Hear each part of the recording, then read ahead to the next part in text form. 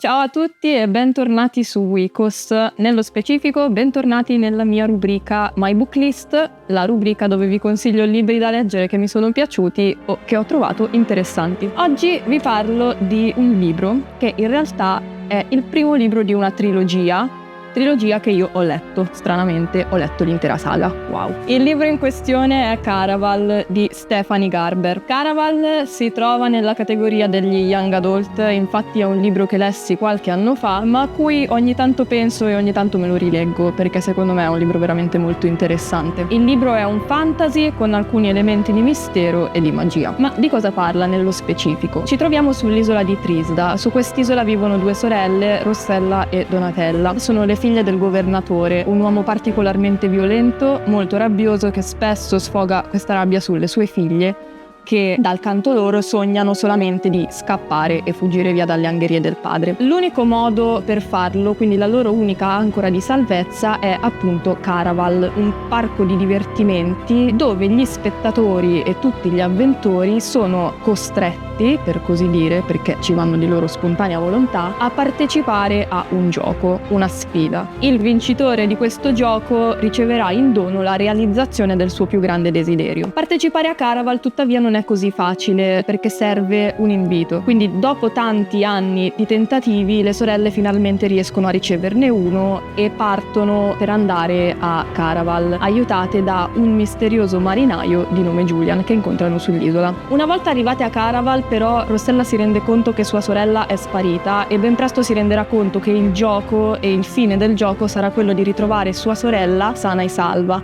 Man mano che andrà avanti nella storia, man mano che andrà avanti nel gioco, dovrà tenere a mente che si tratta sempre e soltanto di un gioco e di finzione, perché man mano che si andrà avanti il gioco sembrerà mischiarsi con la realtà fino a che Rossella non riuscirà più a capire se effettivamente quello che sta succedendo è reale, se sua sorella è veramente in pericolo o se è tutta una finzione, come ogni personaggio del libro ci ricorda pagina dopo pagina. La cosa interessante di questo libro infatti secondo me è che a un certo punto anche il lettore, come la protagonista, non riuscirà più a capire che cosa è reale e che cosa no, quali personaggi, quali attori di Caraval ci stanno effettivamente dicendo la verità su quello che sta succedendo, oppure chi sta semplicemente recitando il suo ruolo per riuscire ad accompagnare Rossella fino alla fine e per salvare sua sorella. Un'altra cosa molto interessante di Caraval è il personaggio di Legend. Non viene molto approfondito nel primo libro, ma viene nominato ed è comunque molto importante. Legend infatti è il creatore di Caraval, è colui che ne trascina le redini ed è colui che mette in piedi tutto il gioco. Nessuno però sa chi sia e alcuni pensano addirittura che non esista affatto. Personalmente a me questo libro piace tantissimo, un po' per l'ambientazione, perché si tratta di un parco divertimenti che però viene descritto in modo molto inquietante, in cui niente è come sembra, in cui i personaggi non si capisce se fingano oppure no, un posto che ha anche degli elementi di magia, che anche questi non si capisce se sia effettivamente davvero magia o se siano soltanto dei trucchi. Un'altra cosa che invece mi è piaciuta moltissimo di questo romanzo è la presenza che aleggia sempre su tutto di Legend. Come ho detto non verrà molto approfondita in questo romanzo, si approfondirà molto di più negli altri, però sicuramente avere una presenza così misteriosa all'interno del romanzo aiuta tantissimo a non staccarsi mai dalle pagine. Infatti questo libro davvero, se iniziate a leggerlo, ve lo divorerete in pochissimi giorni. Se cercate una lettura che sia leggera ma comunque avvincente, un po' misteriosa, questo libro ve lo consiglio assolutamente.